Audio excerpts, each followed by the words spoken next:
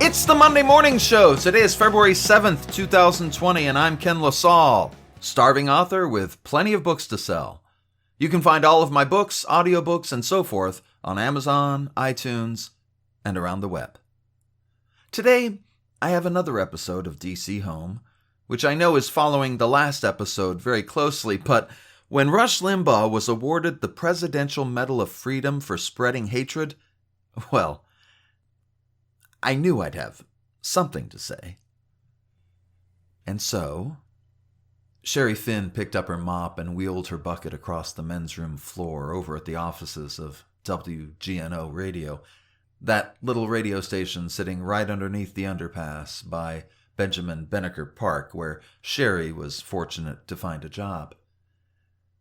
It's not much of a station, but then these days it doesn't have to be.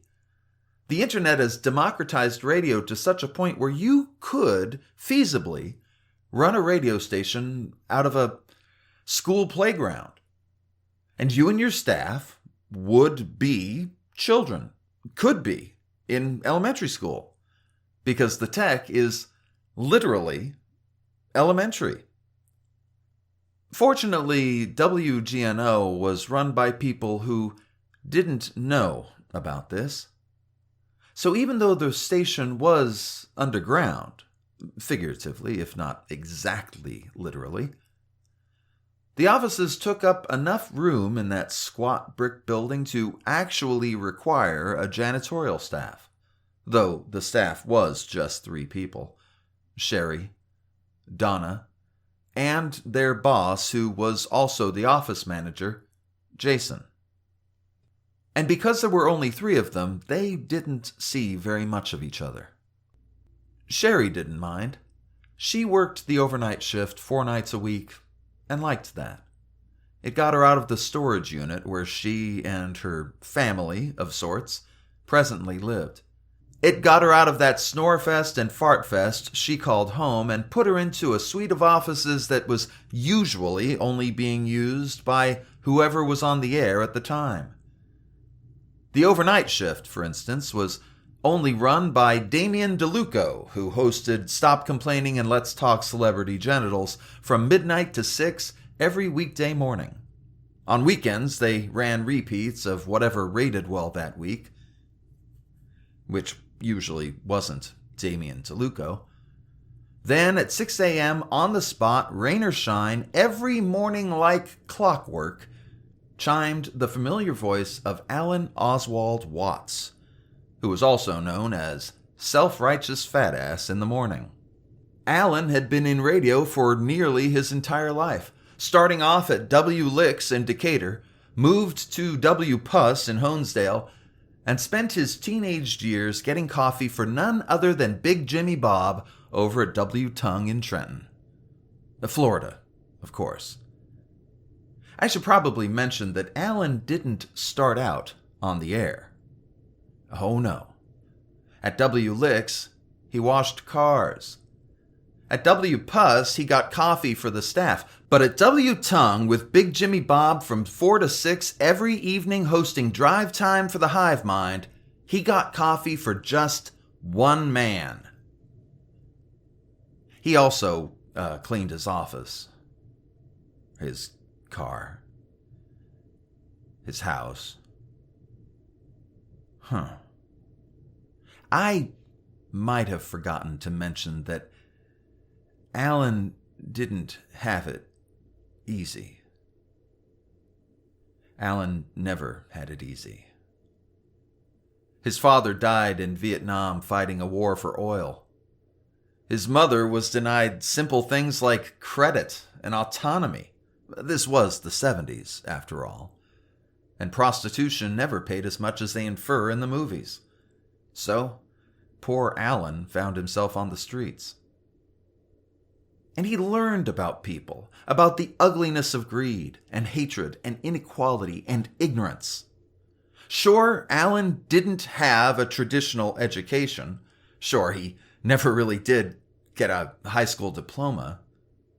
But he did get an honorary degree from Bob Jones University only a few years ago, which was part of a sponsorship deal Alan has been told not to discuss without his lawyers nearby.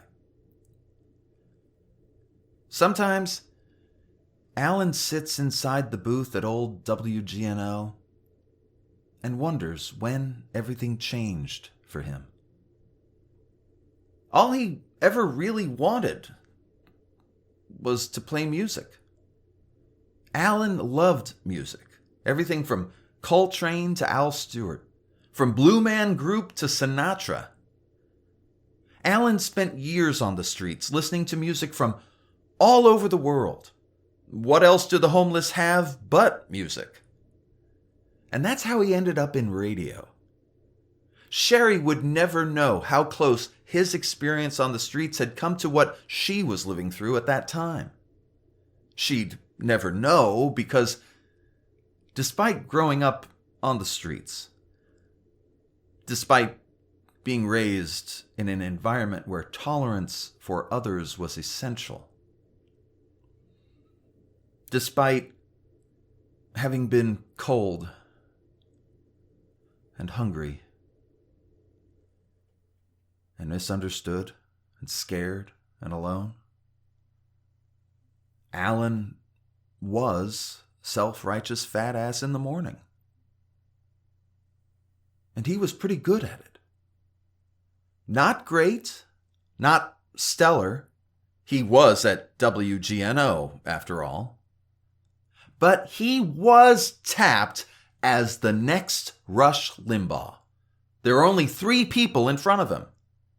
Now, I know when I say it that way, it gets a bit watered down, but Alan Oswald Watts was a man with a strategy, and the strategy was this. Rush Limbaugh, for all of his listeners and all of his money, was a mockery of a fool. Rush Limbaugh was a caricature. He was a fake. Nobody could be that soulless, that evil, that horrible in real life without running for president on the Republican ticket. Nobody. But Alan Oswald Watts could see that the Rush Limbaugh model could work. It just needed to be refined a few more times with a few more hosts.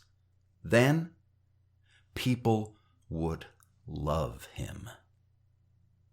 Alan Oswald Watts, for instance, would never say certain words about African Americans.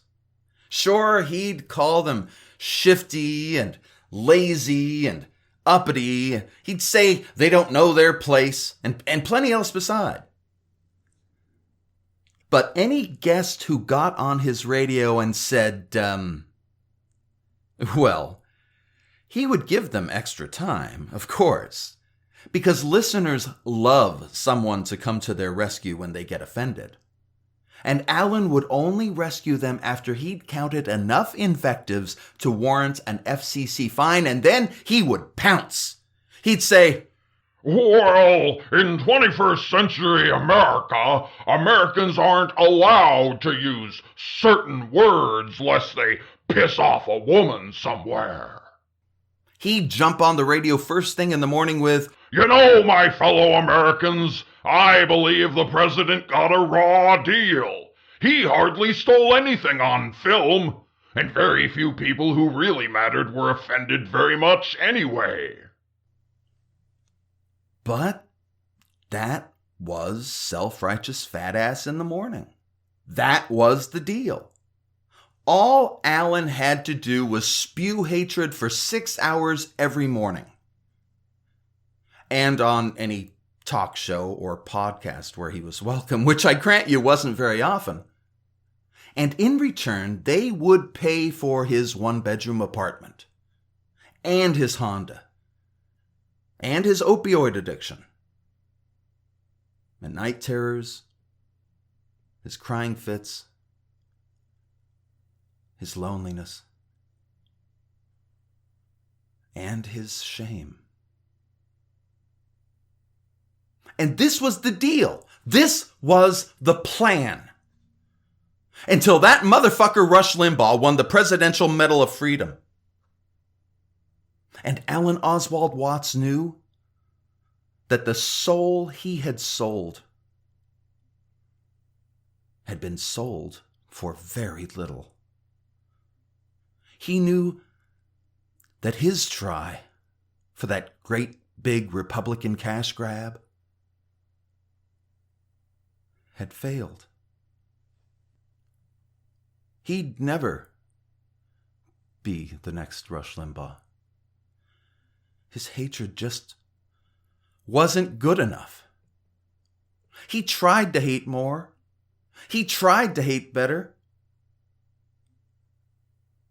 But he just couldn't hate enough to win the love of the American people. He sat alone in that studio that morning. Sherry listened to the feed from her seat in the men's bathroom where she'd been napping, her head against a roll of toilet paper, and realized the radio was silent. Dead silent. And she walked close enough to see inside the studio. She saw Alan Oswald Watts there. But he didn't move.